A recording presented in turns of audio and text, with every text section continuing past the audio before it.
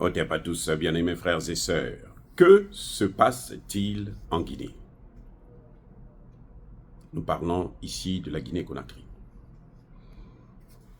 Vous vous souvenez que la CEDEAO avait donné à la Guinée-Conakry jusqu'au 31 décembre 2024.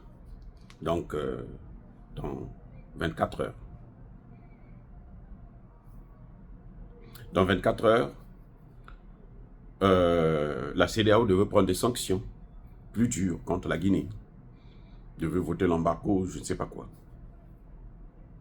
Mais vous savez que la francophonie a déjà libéré la Guinée, a déjà déclaré que le coup d'État en Guinée est différent du coup d'État au Mali, au Burkina et au Niger.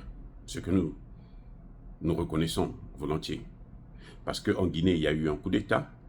Au Mali, Burkina Faso, Niger, il y a eu révolution.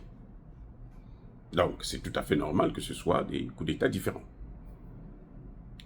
Monsieur Doumbouya est en difficulté parce que la société civile guinéenne a déjà déclaré qu'à partir du 31, elle ne reconnaîtra plus. Donc, il n'y a pas que la société civile. Tous les partis politiques qui ont été suspendus ont dit qu'à partir du 31 décembre 2024, ils ne reconnaîtront plus ce gouvernement. Donc, attendons-nous à des représailles. Attendons-nous à la violence. Il faut se préparer à ça. Parce que de part et d'autre, personne ne veut lâcher. Hein? Et Doumbouya a l'avantage, c'est que lui, il est soutenu par les Occidentaux. Alors, pourquoi la Guinée est tombée dans cette situation-là de crise qui s'annonce grave? Mais oui, c'est une crise qui va déboucher sur des conséquences dramatiques. Nous savons aussi que la Guinée est un pays qui a marqué l'histoire de l'Afrique avec le président Sékou Touré. Mais qu'aujourd'hui, tous les leaders politiques guinéens ont pour principe fondamental de rejeter toute la politique de Sékou Touré, ont pour principe fondamental de combattre Sékou Touré. Ils sont des opposants primaires de Sékou Touré, bien que celui-ci ait rejoint déjà ses ancêtres. C'est incroyable. Jusqu'aujourd'hui, si vous voulez avoir, je ne sais pas comment les Occidentaux ont pu réussir ce tour de passe-passe, où pour être un homme politique considéré en Guinée, il faut être un anti-Sékou Touré primaire. Si vous n'êtes pas un anti-Sékou Touré, alors vous n'aurez pas la chance de gérer ce pays. Or, le succès de la Guinée dépend de la philosophie, de la politique, de l'idéologie de Sékou Touré. Vous voyez, jusqu'à preuve de contraire, la Guinée a connu des moments de gloire, des moments d'industrialisation, d'entrepreneuriat de l'État avec Sékou Touré. Depuis la mort, ou plutôt l'assassinat de Sékou Touré, qui est allé terminer ses jours aux États-Unis, parce qu'il croyait qu'il y avait une différence entre la France et les États-Unis. Malheureusement, nos leaders ont toujours commis ces erreurs-là, et nous devons savoir, c'est une occasion pour nous de vous le dire, que le maître de la France, ce sont les États-Unis. Et ça n'a pas commencé aujourd'hui. Depuis la conférence de Berlin de 1885, les États-Unis ont commencé à gouverner l'Europe. Maintenant, ils ont atteint leur apogée. C'est pour ça qu'ils sont en train de couler tous ensemble. On le voit face à la Russie, on le voit face à l'Afrique montante, c'est-à-dire le panafricanisme. Donc, quel est en fait le vrai problème? Nous avons vu que quand Doumbouya a réussi à faire tomber Alpha Condé, il a été soutenu par beaucoup de leaders panafricanistes, y compris moi-même. Surtout lorsqu'il a ouvert les portes pour permettre au Mali de contourner les sanctions. nous avons salué ça. Nous avons cru que Doumbouya devenait un panafricaniste. Son dernier discours à la tribune de l'Assemblée générale de l'Organisation des Nations Unies a marqué toute l'histoire de l'Afrique. Mais au fond, il n'a jamais été panafricaniste. Et c'est ça son vrai problème. Doumbouya a essayé de flatter la population. Il a essayé de corrompre la population. Or, s'il y a une chose qui n'a jamais marché et qui ne marchera jamais dans un pays, c'est tenter de corrompre une population. Vous avez vu quand Emmanuel Macron a vu qu'il était en train d'être, il était en disgrâce en Afrique, il était en train de perdre la confiance des Africains, qu'est-ce qu'il a fait? Il a organisé ce qu'on appelait le sommet de Montpellier.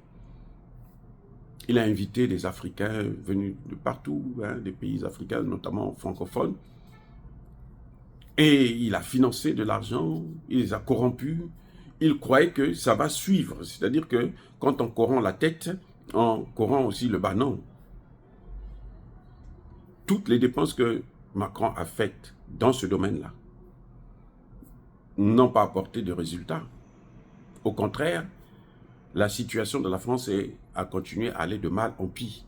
Parce que lui, il voulait contrer les chefs d'État, contourner les chefs d'État que lui, il avait gérés avant, parce qu'avant, tous les chefs d'État africains se soumettaient à l'ordre de la France. Et maintenant, ça ne marche plus. Donc, il a voulu corrompre le peuple africain à travers les leaders de la société civile. Donc, on appelle des gens, des intellectuels et autres, et eux là, ils vont maintenant faire passer. C'est comme un entonnoir. Hein. Vous voyez une pyramide, quand vous mettez de l'eau au-dessus de la pyramide, ça va couler, ça va aller en bas. Or, dans ce domaine-là, le phénomène pyramidal là, ne marche plus. C'est ça d'ailleurs qui est à l'origine de la disgrâce, l'échec, la faillite de la France. En politique, ça marchait pourquoi? Parce que nous avions une dictature. Donc, on fermait la gueule de la population. On disait à la population, tu n'avais pas le droit de parler.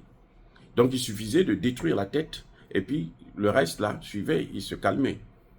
Or, maintenant, ça ne marche plus comme ça, parce que le mouvement panafricaniste ne vient pas de la tête, mais il vient du bas, du fondement même. Donc, c'est les racines qui sont en train de monter. Donc, lorsque vous coupez la tête, eh bien, les racines vont continuer à donner d'autres troncs. Nous avons au Congo-Brazzaville un arbre qu'on appelle Badian Tseke.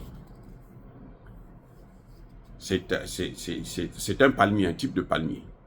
Quand vous coupez le tronc, là, ça repousse encore. Vous coupez le tronc, ça repousse. Vous voyez? Donc, nous avons ça chez nous. Ce genre d'arbre-là, où lorsque vous coupez, ça repousse.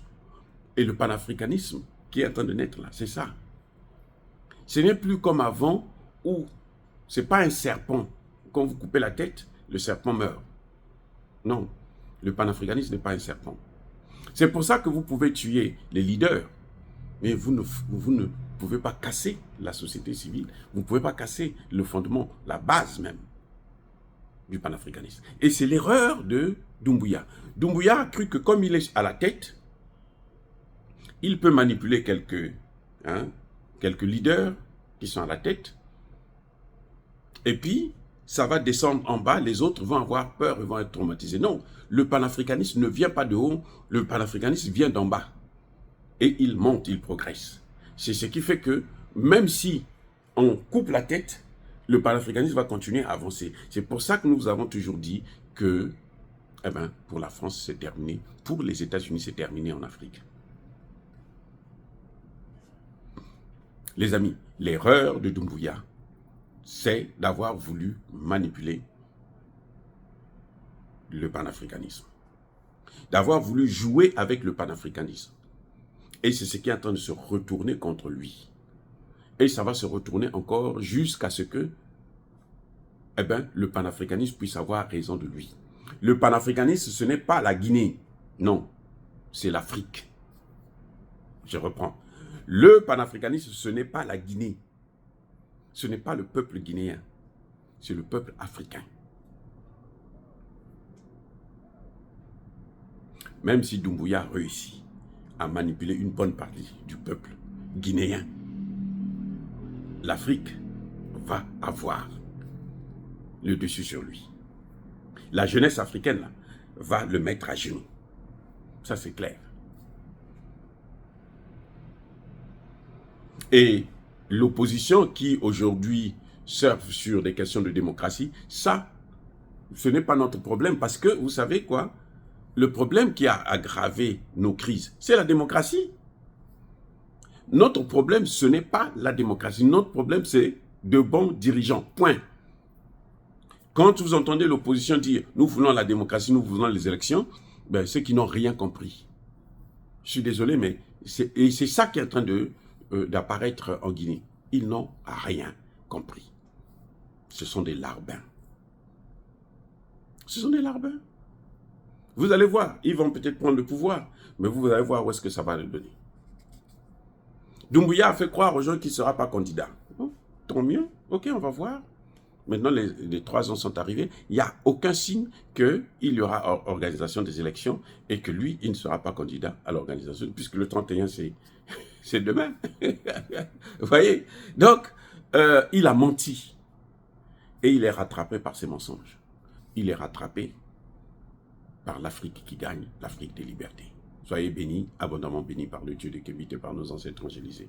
Mais que tous ceux qui persécutent le continent africain, le pillent et le déstabilisent, qu'ils soient noirs, blancs, chinois, arabes, juifs, indiens, qui qu'ils soient punis, maudits, foudroyés, neutralisés, écrasés, effacés par le Dieu de Kémite et par nos ancêtres évangélisés. Vive l'Afrique éternelle, je dis et j'assume.